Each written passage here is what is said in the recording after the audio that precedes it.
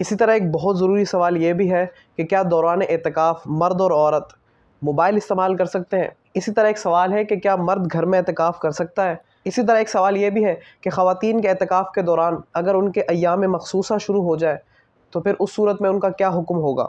اسی طرح ایک سوال یہ ہے کہ کیا معتکف عورت اپنے بچے کو دودھ پلا سکتی ہے؟ اسی طرح ایک سوال یہ بھی ہے کہ کیا خواتین دوران اعتکاف کھانا پکا سکتی ہیں؟ اسی طرح ایک سوال یہ بھی ہے کہ کیا خواتین کے اعتکاف کے لیے ان کی شوہر کی اجازت ضروری ہے؟ بسم اللہ والحمد للہ والصلاۃ والسلام علی رسول اللہ۔ کیسے ہیں آپ لوگ؟ امید ہے خیریت سے ہوں گے۔ اعتکاف سے متعلق کچھ ضروری مسائل آپ کے ساتھ شیئر کرنا چاہتا ہوں، غور سے سنیے گا۔ سب سے پہلے تو یہ جان لیجئے کہ اعتکاف کہتے کسے ہیں۔ مرد کے لیے رمضان کے مہینے کے آخری عشرے میں مسجد میں اللہ تعالیٰ کی رضا کے لیے بیٹھنا اعتکاف کہلاتا ہے۔ اسی طرح عورت کے لیے بھی رمضان کے آخری کے 10 دنوں میں اپنے گھر کے اس مقام پر بیٹھنا جہاں پر وہ زیادہ تر نماز پڑھتی ہیں اعتکاف کہلائے گا۔ اب یہ جان لیجئے کہ اعتکاف کے لیے کتنی شرائط کا ہونا ضروری ہے، اکثریت لوگوں کو معلوم نہیں ہوتا ہے، تو آج سن لیجئے۔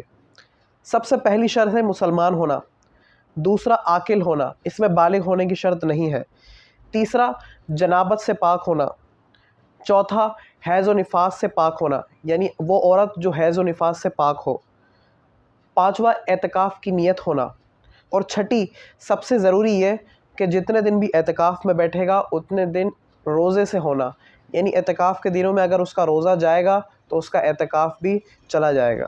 ویسے تو اعتکاف کی بہت ساری فضیلتیں ہیں، لیکن ان میں سے ایک فضیلت یہ ہے کہ جس نے آخری کے 10 دنوں میں اعتکاف کیا تو وہ ایسا ہے کہ جیسے اس نے 2 حج کیے اور 2 عمرے کیے۔ اسی طرح یہ بھی سماعت فرما لیجئے کہ اعتکاف کی شرعی حیثیت کیا ہے، تو یہ بھی سماعت فرما لیجئے کہ اعتکاف کرنا سنت مؤکدہ علی الکفایہ ہے، یعنی کہ پورے علاقے میں سے اگر کسی ایک نے بھی اعتکاف کر لیا تو پورے علاقے والوں کی طرف سے ادا ہو گیا، اور اگر کسی نے بھی نہیں کیا تو سب کے سب گنہگار ہوں گے۔ اسی طرح ایک سوال ہے کہ کیا مرد غسل جنابت کے علاوہ ویسے ہی ٹھنڈک حاصل کرنے کے لیے اعتکاف کے اندر غسل کر سکتا ہے؟ اس کا جواب یہ ہے کہ اگر تو غسل خانہ مسجد کی 4 دیواری کے اندر موجود ہے تو پھر تو وہ ٹھنڈک حاصل کرنے کے لیے بھی غسل کر سکتا ہے، پھر بھی احتیاط کرے، نہانے پر کم اور عبادت پر زیادہ زور دے۔ اسی طرح ایک سوال ہے کہ کیا خواتین ٹھنڈک حاصل کرنے کے لیے غسل کر سکتی ہیں؟ تو اس کا جواب ہے کہ وہ ٹھنڈک حاصل کرنے کے لیے غسل ہرگز نہیں کر سکتی۔ ہاں اگر ان کے اوپر غسل فرض ہو گیا تو پھر وہ غسل کر سکتی ہیں، ورنہ اگر ویسے ہی ٹھنڈک حاصل کرنے کے لیے غسل کریں گی تو ان کا اعتکاف ٹوٹ جائے گا۔ اسی طرح گھر سے ایک سوال آتا ہے کہ گھروں میں تو باقاعدہ اعتکاف کے لیے جگہ مختص نہیں ہوتی ہے، ہمارے تو گھر چھوٹے چھوٹے ہوتے ہیں، تو گھر میں کس طرح سے اعتکاف کریں؟ تو اس کا جواب یہ ہے کہ اعتکاف کا ارادہ کر کے کسی جگہ کو بھی نماز کے لیے خاص کر لے، جو جگہ انہوں نے نماز کے لیے خاص کی ہے اسی جگہ پر اعتکاف کر لے، ان کا اعتکاف ہو جائے گا۔ اسی طرح ایک سوال ہے کہ کیا مرد گھر میں اعتکاف کر سکتا ہے؟ تو اس کا جواب یہ ہے کہ مرد گھر میں اعتکاف بالکل نہیں کر سکتا، اس کے لیے اسے مسجد میں ہی جانا پڑے گا۔ اسی طرح ایک سوال ہے کہ اعتکاف کرنے کے لیے مسجد میں کب تشریف لے جائے؟ اس کا آسان سا جواب یہ ہے کہ 20ویں افطاری آپ نے مسجد میں کرنی ہے، اور اسی طرح خواتین بھی جو گھر میں بیٹھ رہی ہیں اعتکاف کے لیے وہ 20ویں افطاری اس جگہ پر کریں جہاں پر وہ اعتکاف بیٹھیں گی، انشاءاللہ ان کا اعتکاف شروع ہو جائے گا۔